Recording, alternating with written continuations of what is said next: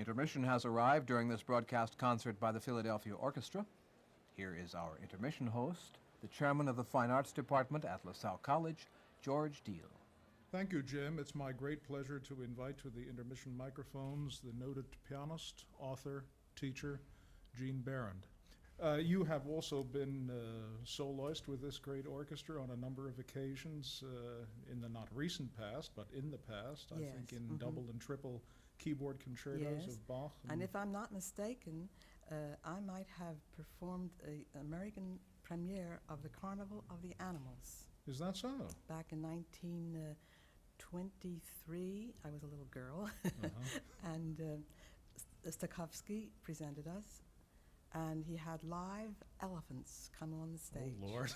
Yes, Well, now, we're really here to talk about Uncle Charlie, aren't we? that's right. Charles Ives. Mr. Ormandy has devoted so much of today's program and is devoting so much of today's program to this pioneer, this great American musical pioneer.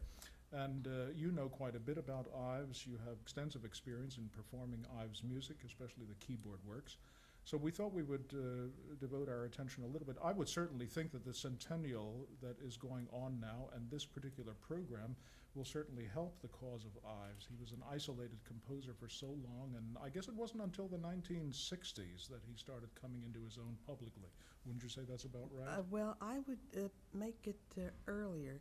I would say 1939 is kind of a cutoff date because that was when John Kirkpatrick played his Concord Sonata in Town Hall. Is that roughly the period of the Pulitzer Prize too? Then the Pulitzer came later. Yeah. It came later. So yes. very much later. I think it was about 40 years late, wasn't it? Oh, I guess for so. that particular symphony. And he regarded it with, outwardly at least, with kind of disdain. He said, "Oh, bah, what do I care about prizes?" The badge of mediocrity. Yeah, that's what he I think said. he called the Yes, Pulitzer Prize. Yes, that's what he said. Now, you've been a champion of modern music for a long time. When did your interest in Ives begin? Well, that's quite a curious story. It begins really in 1938. I sent letters to about 60 composers and 10 publishers asking for American music. And I got stacks and stacks of music from various publishers and composers. And Mrs. Ives sent me her husband's music. She sent a manuscript copy of the first sonata and a printed copy of the second sonata and a lot of clippings and things. And I took one look at the manuscript of the first sonata and just put it away. It is now, of course, my Bible, but I wasn't ready for it then. I wasn't equipped to even look at it. And I chose from the Concord Sonata the easiest movement, of course, the Alcotts. Mm-hmm. And then I gave 3 recitals of American music at the Curtis Institute in the early spring of 1939, and at the Barbizon Concert Hall in New York, Barbizon Plaza, I guess. Have you ever been to Danbury? No, I have No? not been there. It's a source of regret, of course, that I never met Ives. I was always told, don't go to see him, he's ill, he gets too excited and this and that. And being naturally shy, I never went. Jim Keeler, who is the host for the broadcast concert of the Philadelphia Orchestra and a voice that all of our listeners know, Jim and I were up there several years back. I forget how many it was now. It must have been at least 5 or 6 or maybe 7. And we were entertained for an entire weekend by Bigelow Ives, Oh, who yes. was Charles's, the composer's nephew. And it brought history so close to be associated for 2 or 3 days, as we Yes, were, yes. with a member of the Ives family who kept referring to the great composer as Uncle Charlie. Uncle Charlie, yeah. Well, once somebody, a young composer, went to see Ives, and he told me when he came in, he said, you write symphonies too? He's a great kidder. I had the rare distinction, I must add that, to what I just said about our Jim Keeler and my visit up to Danbury and also to West Reading and to the summer home there, that Bigelow Ives took us into the room where Charles Ives's piano was, Yes. and we saw his father's bugle hanging up on the wall, and the hat, and some mementos of his days as an organist in New York, and so on.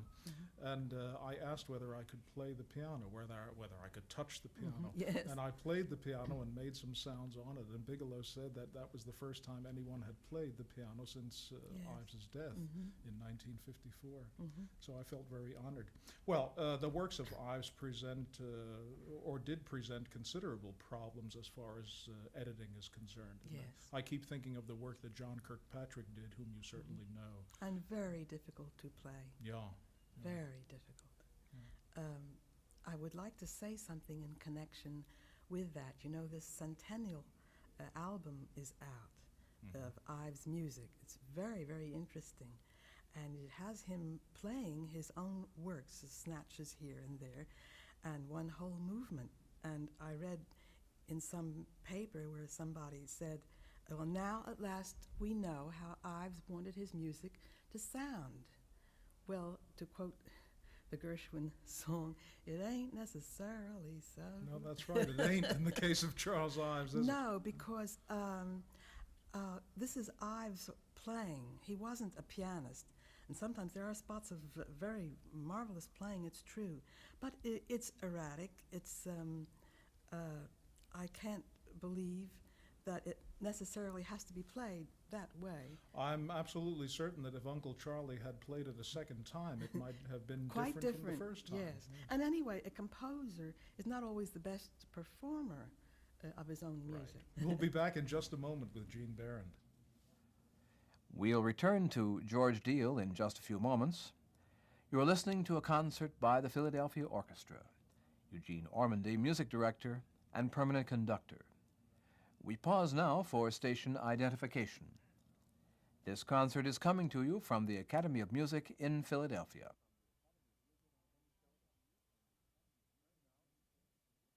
We return now to the intermission feature of today's broadcast by the Philadelphia Orchestra. Once more, here is George Deal. I imagine, Gene, that the influence of Ives's father must have been so critical in his own development, don't you think? That was a strong influence. Yeah.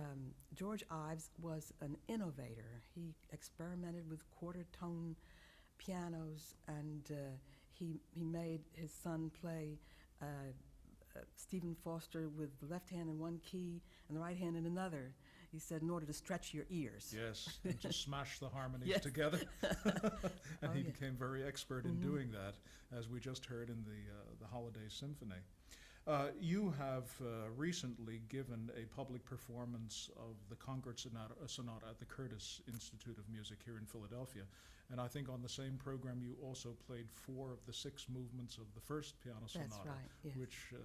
which is a program that is nothing short of a tour de force. Exhausting. It's just exhausting. Is it pianistically innovative? Oh, that yes, music? it is that. And it's, I can't say it's unpianistic. It's sometimes beautifully written, but there's so much going on that it makes it very difficult. He's not a composer who will repeat a lot. He's not a conventional composer at all.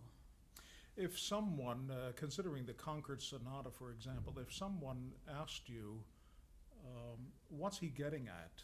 Do you have any kind of an answer with respect to a piece like that? Well, it's supposed to be a portrait of 4 great writers of the mid-19th century. The first movement is devoted to Emerson. The second movement is Hawthorne.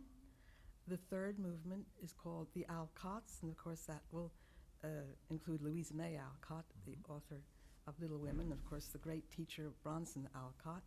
And the fourth and my favorite movement is Thoreau.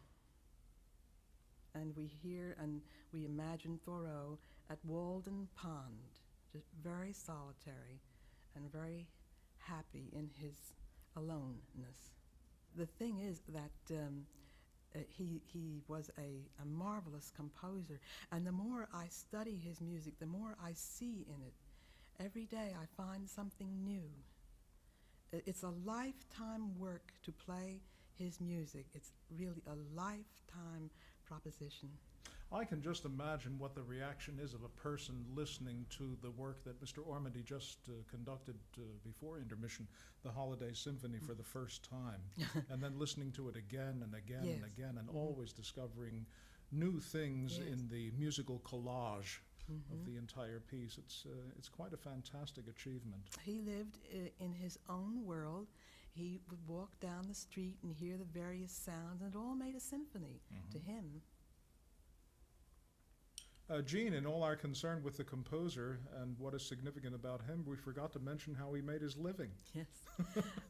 He knew he couldn't make a living writing that kind of music, so he went into the insurance business.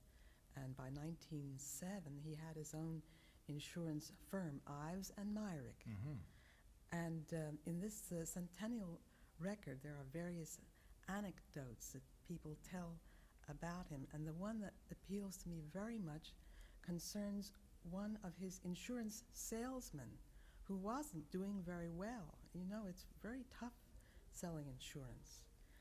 And so he took him aside one day and he said, my dear fellow, I'd like to see your wallet.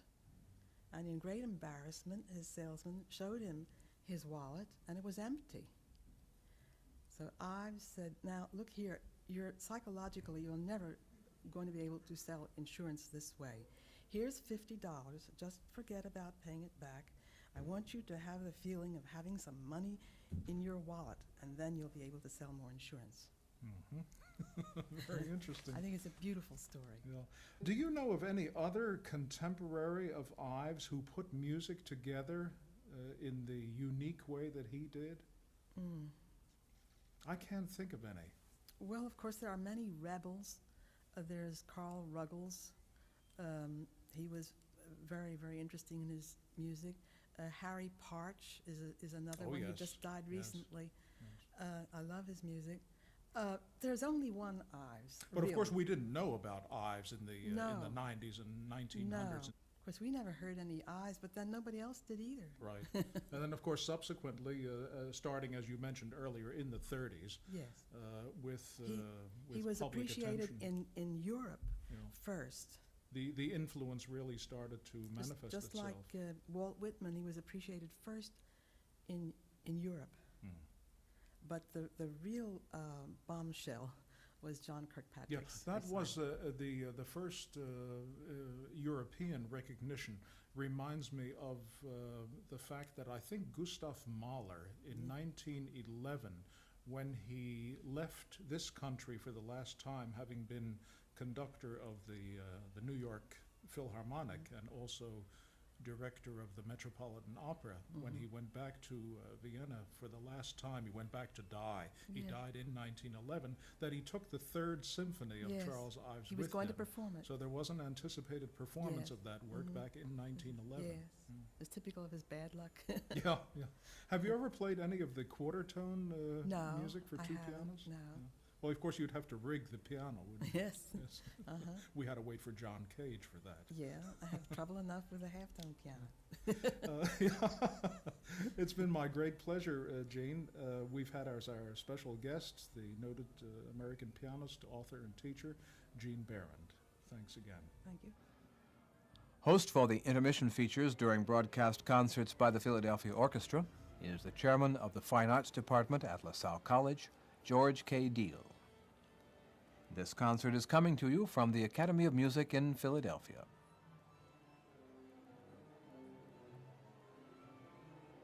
This broadcast concert by the Philadelphia Orchestra will conclude in a few moments with Fantasy and Fugue on Ad nos ad Salutarem Undam for organ and orchestra by Franz Liszt. Soloist with Eugene Ormandy and the Philadelphia Orchestra will be Pierre Cochereau, organist of the Cathedral of Notre Dame in Paris and director of the National Conservatory of Music in Nice. In 1849, Giacomo Meyerbeer's opera, The Prophet, was given its first production at the Paris Opera. The public was cool to it, but Liszt was enchanted, responding almost at once with a three-part Illustrations from the Prophet for piano solo. And in 1850, Liszt continued with the fantasy and fugue for organ on the chorale Ad nos ad salutarem undam. The organ work, which Liszt dedicated to Meyerbeer and subsequently arranged for piano duet, was published by Breitkopf and Hertel in 1852 as Part 4 of the Illustration. Since Liszt did not include the name of either Meyerbeer or his opera in the title of this work, it was assumed for some time that the chorale on which it was based was an ancient hymn. The theme, however, was actually Meyerbeer's own. The chorale occurs in Act 1 of The Prophet, chanted by the Anabaptists who call upon the people to find healing in rebaptism. Liszt's treatment of this material is in the form of a fantasy, an adagio, and a fugue, similar to those encountered in the organ works of Bach, but is more than twice as long as any of Bach's compositions in this form. Liszt always put enough activity into his own solo works to ensure plenty of material for added personnel with no effect of thinning out or padding, and the Ad nos fantasy lends itself to the concerto format particularly well by virtue of its length, its brilliance, and its tripartite structure, which corresponds to the conventional three movements of a concerto. He did not make his own concerted version of this work, which he did, however, arrange for piano four hands. The one introduced to our orchestra audiences by Pierre Cochereau in the present concerts is his own arrangement, which is so faithful to the spirit of the original work and the Lisztian style that it might well be considered a latter-day fulfillment of the composer's own intent. The applause of the Academy of Music audience marks the entrance on stage of today's soloist, Pierre Cochereau, and Eugene Ormandy. This Philadelphia Orchestra concert continues now with Fantasy and Fugue on Ad nos ad salutarem undam by Franz Liszt, arranged for organ and orchestra by Mr. Cochereau.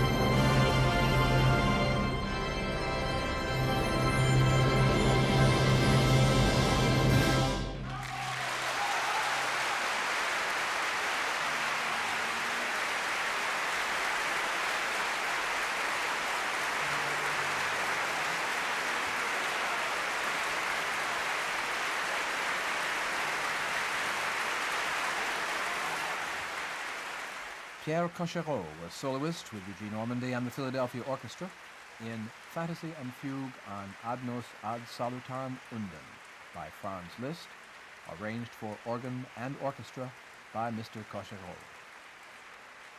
The soloist is organist of the Cathedral of Notre Dame in Paris and is director of the National Conservatory of Music in Nice.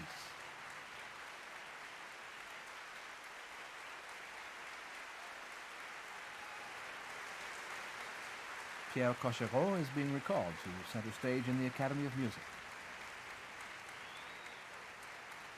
In a few moments, we'll be back with news of the next broadcast by the Philadelphia Orchestra.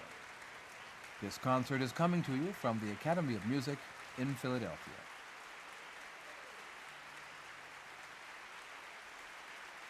We extend to you a cordial invitation to join us next week at this time for another concert by the Philadelphia Orchestra.